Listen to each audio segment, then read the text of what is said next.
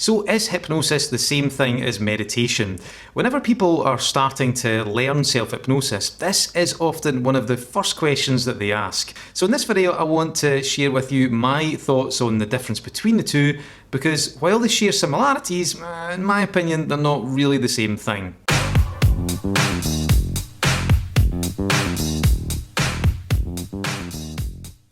Hi, I'm Stephen Burns from Mind School, and I've been a practicing hypnotherapist, trainer and coach for around about 22 years. And in this video, I want to talk about the difference between hypnosis and meditation, because they do share some big similarities. I mean, both of them usually involve you closing your eyes and focusing on one thing, and occasionally you'll go floating off to a galaxy far, far away. So just because they're similar, does that mean they're both the same? Well, kind of, but not really. So just before we kick off, if you could like, subscribe and ring the bell, that would be absolutely fantastic. Also, I've done a whole bunch of other videos on the subject of self-hypnosis, so if you want to check those out, I've included them in the link section in the description below. So what is the difference between hypnosis and meditation? Is there a difference? Well, I think there is. If you've watched some of my other videos on the subject, then you'll know that I have a very simple definition of hypnosis. And that is that hypnosis is the study of altered states of consciousness.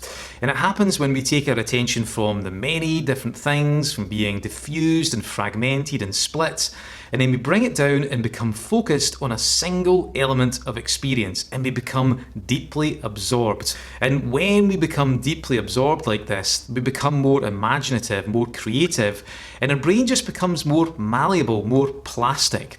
So it's the ideal state of mind to be in when we're looking to create some kind of change, or if we're looking to, enhance learning or, accelerate the rates that we learn. So that is hypnosis. It's the study of altered states. And when it comes to meditation, meditation is just one example of an altered state of consciousness.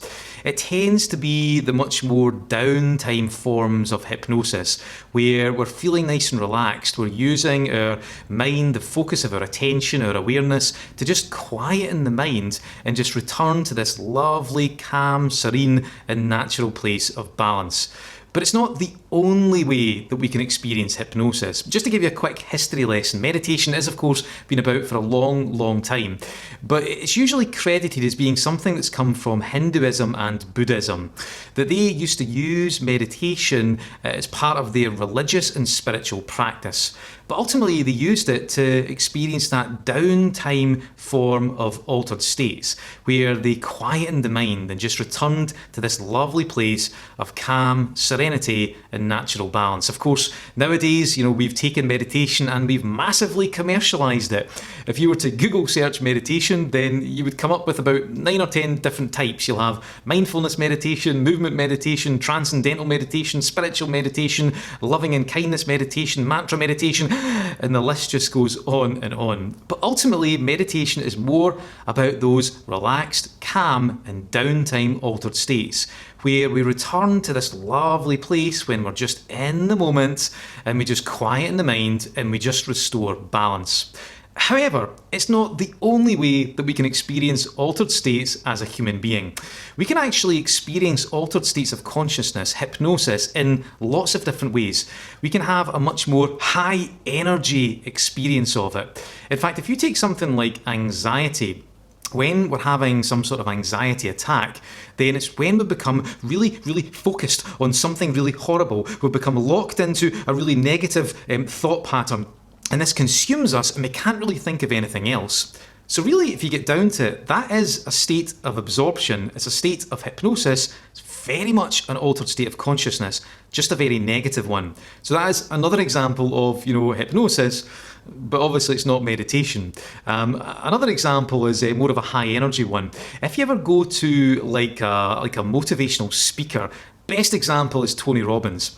One of the things he does is he just whips the audience up into this, pumped up frenzy. He's a total genius at doing it.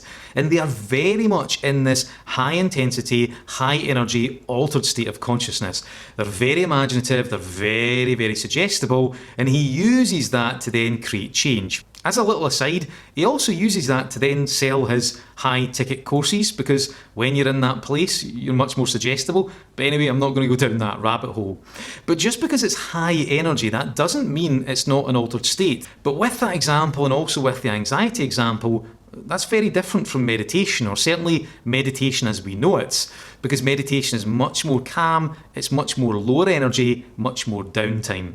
So the way I like to think about it is, it's almost like the difference between the subject and an example of the subject. So with hypnosis, that is the subject, that is the overarching topic, the overarching theme.